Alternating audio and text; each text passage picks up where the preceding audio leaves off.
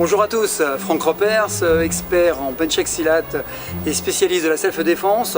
Donc aujourd'hui nous allons voir un sujet très sérieux, la défense contre couteau. Donc l'objectif de cette vidéo, c'est vous sensibiliser au danger du couteau.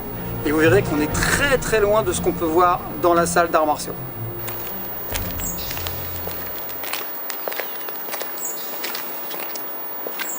Ça c'est ma voiture. Déjà tu dis bonjour enculé.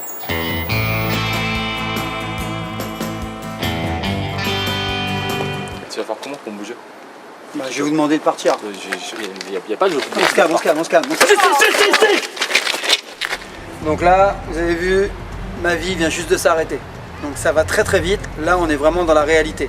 On est bien loin de la salle. Donc il faut savoir qu'aujourd'hui, les attaques avec arme blanche sont monnaie courante. Malheureusement. Donc quand on dit arme blanche, ça va beaucoup plus loin que le couteau. On parle toujours de couteau, mais en fait, donc vous avez effectivement ce type de couteau, Opinel, mais beaucoup plus petit, et vous avez les petites machettes ou haches. Vous avez le tournevis, vous avez des outils qui sont faits maison, ce qu'on peut retrouver en prison malheureusement, en aiguise en fait. Donc il y a plein de choses d'objets. Donc ça c'est la base, mais ça va beaucoup plus loin. S'il le tient en pique à glace, ici, les attaques sont limitées. Elles sont surtout hautes et latérales. Par contre, s'il la tient comme ceci, là c'est un petit peu différent. On peut bien varier. Il peut attaquer de face, il peut faire des slash. Ici, il peut attaquer par en dessous. Donc, il est beaucoup plus facile de se défendre sur ce type d'attaque, genre psychopathe, que sur ce travail-là. Là, ça devient très complexe. Maintenant, vous avez vu en début de vidéo le type d'attaque qu'on peut rencontrer, qui n'a rien à voir avec ce qu'on travaille à la salle. C'est violent, c'est imprévisible, c'est rapide, sachant dans 90% des cas, le couteau n'a pas été vu par la victime. Donc, on peut travailler que sur les 10% qui restent. Donc, là, nous avons 4 types d'agression. Premier type, c'est la menace. La menace avec une distance entre la cible, donc moi, et la lame. Et donne tout ce que t'as toi. Donne. Ouais, c'est bon, viens pas. Cool.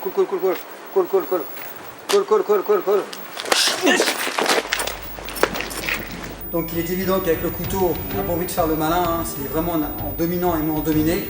Donc ce que je vais essayer de faire, c'est de le rassurer en tant que dominant. Soit en donnant ce que j'ai, soit en fuyant, encore une fois. D'accord, donc il faut que je le rassure pour essayer de le calmer et en fait essayer de le détendre. Et à ce moment-là, c'est là quand je sentirai que je peux éventuellement fuir ou frapper, si je suis obligé. Donc la défense en général comprend 3 étapes. Première étape, je dévie. Deuxième, je touche un point vital. Et troisième, j'observe et je fuis. Quand on fuit, c'est pareil. On ne tourne pas le dos tout de suite. On fait quelques pas en arrière et après on court. Pourquoi? Pour identifier l'arme toujours. Parce qu'il peut très bien vous piquer dans le dos. Il ne peut pas rentrer n'importe comment. Il va vous toucher. D'où l'intérêt de dévier l'arme et de toucher.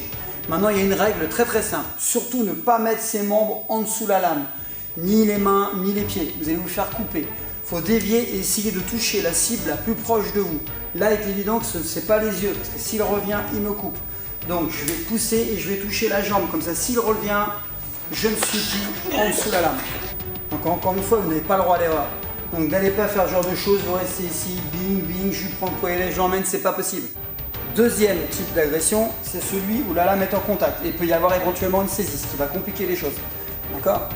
C'est toujours la menace. Vas-y, donne tes lovés, donne ta chaîne. Ok, calme-toi, je vais te donner, calme-toi. Ferme ta gueule, donne. Reste cool. Vas-y,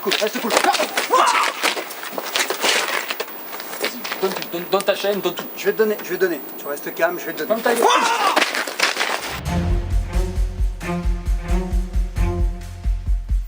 Troisième cas de figure, c'est l'attaque préméditée, programmée.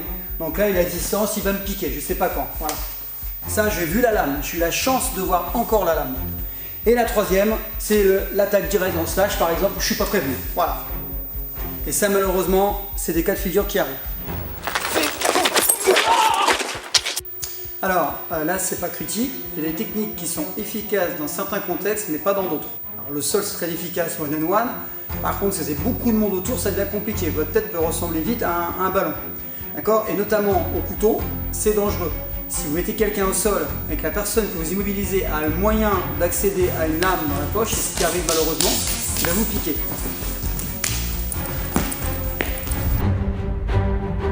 Donc là, on va parler des blocages. Il y a des blocages qu'il faut absolument éviter. Parce que là, vous allez surtout vous faire couper. Exemple, pourtant on voit malheureusement encore dans certains magazines. Une frappe en pique à glace. Là, je vais doucement parce que ce couteau coupe. Je ramène, le réflexe d'un attaquant, c'est de le ramener vers lui. Pourquoi? Parce que c'est ce qui le rend fort. Ce qui va se passer, c'est que je vais couper à ce niveau-là.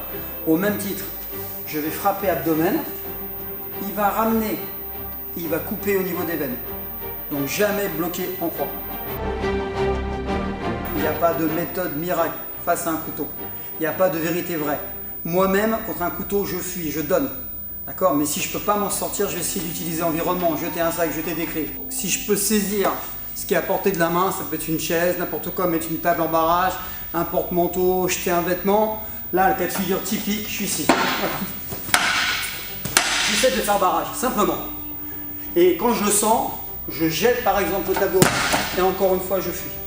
Fuir, mais pour fuir, il faut observer. On revient aux vidéos d'avant, d'autres vidéos, d'autres thématiques où j'expliquais, il faut observer, on ne fuit pas n'importe comment. Il faut éviter. Donc la prévention pour moi est la meilleure méthode et la meilleure défense contre une attaque au couteau. Alors aussi, pourquoi cette vidéo? C'est qu'il y a des cas de figure où il est impossible de fuir. Vous êtes coincé dans un compartiment de train, dans un ascenseur, dans un endroit qui est confiné. La fuite sera impossible, vous pouvez être saisi.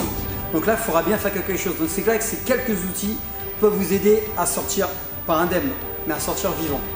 C'est déjà bien. Mais écoutez, j'espère que cette vidéo vous a plu. Si c'est le cas, n'hésitez pas à liker, partager, commenter et télécharger votre guide de self-défense qui est dans la description juste en dessous.